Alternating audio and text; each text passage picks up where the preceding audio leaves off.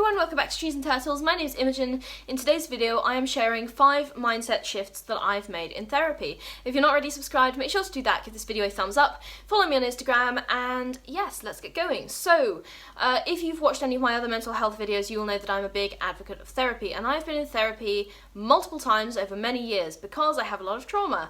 And I wanted to share some of the mindset shifts that I've made in therapy because I wasn't actually aware of these until I started reflecting on them more actively recently, and obviously my mindset has improved so much in the past 5 years, but this was kind of a gradual thing because, you know, therapy is a gradual process, healing is a gradual process, and you kind of don't notice these mindset shifts because they are gradual, but when you actually sit down and think about them, you're immediately like, oh, wow, okay, I think about these things completely differently now. So, anyway, the first mindset shift was from hating myself to having compassion for myself, especially as a kid. Now, this was something that I really struggled with in my late teens, was I just kind of hated my younger self. And now I know I've mentioned this a lot, but I really had a lot of, I really despised who I used to be, and in some ways this kind of made me despise my current self as well, because obviously you carry parts of your past self with you into your present self. So I had a lot of self-loathing, my self-esteem was really low. I mean, my self-esteem still isn't great, but it's so much better than it used to be. So we sort of did this kind of inner child thing, me and my therapist, where I had to think about my inner child and, you know, my past, my younger self, and what she was thinking and feeling, and it was a process of sort of developing compassion for who I used to be as a kid, and it really worked, and now I have a lot of compassion for my past self, and that's definitely sort of made its way into my own self-image as well in a really positive way. So that was a really huge mindset shift that started to help me build my self-esteem up a lot. And also, yeah, I mean, that's kind of it. That is the first big mindset shift, but it was such an important one. I feel like I had to mention it first. Alright, number 2.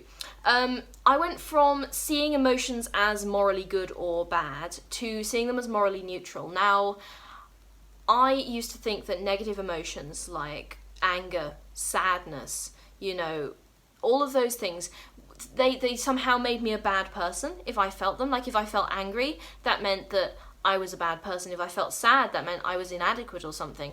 And I put these sort of really weird, moral value judgments on what are essentially very normal and common human emotions. So I was judging myself hugely for feeling angry or feeling sad, and I was thinking, oh, you know, why can't I be happy all the time? Because people who are happy all the time are better people morally than I am, which obviously is bullshit. You can feel a range of emotions and still be an entirely good person, but I used to see emotions as morally good or bad, and that is just not true. That is not how they are. If you had a friend and your friend was sad, you wouldn't be like, ugh, you're such a loser, get it together. I mean, you just wouldn't say that. And if you had a friend who was pissed off at something, you'd be like, okay, so you'd want to try and understand why they were pissed off, okay? You wouldn't think any less of them. And so it's kind of ridiculous to think that way about yourself. So I went from seeing emotions as morally good or bad to seeing them as morally neutral. You feel how you feel, that's an end of it.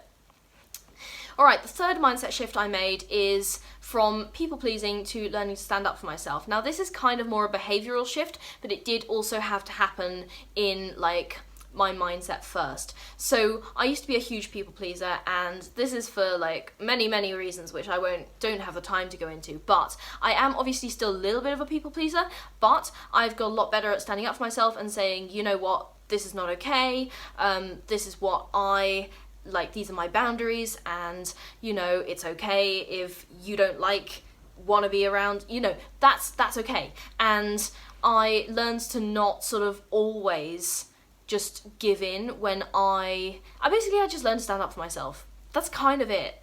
Alright, number 4.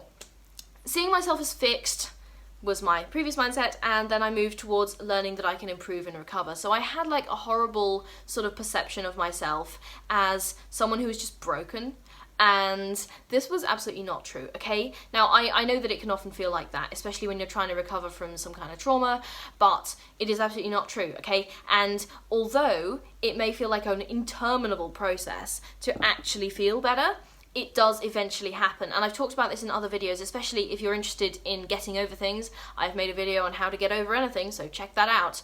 But you are absolutely not emotionally fixed, and you can get better, and you can improve, and you can become the person that you want to be, okay? So don't see yourself as fixed, see yourself as someone who has potential to learn, potential to grow. Okay, and the fifth and final mindset shift that I made in therapy was from being afraid to open up to being completely honest for the sake of my healing, and also learning to be honest with myself. Now, honesty was something that I massively struggled with in therapy.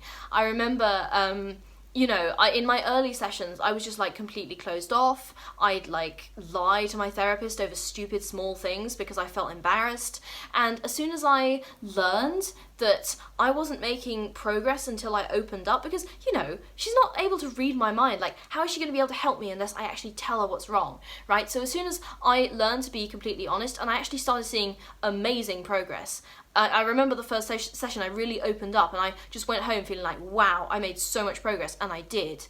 Then I almost became an oversharer in therapy. Like, I will sit down with my therapist, and I will tell her way too much about my life, and I'll be completely honest about it, and I made so much progress as a result. Like, I have absolutely no shame in therapy now. Like, I will just tell her anything and everything. So, yeah, I went from being afraid to open up to being maybe kind of an oversharer. I don't know. Anyway, these are the 5 mindset shifts I've made in therapy. If you're not already subscribed, make sure to do that, give this video a thumbs up, follow me on Instagram, and I will see you in the next video. Okay, bye!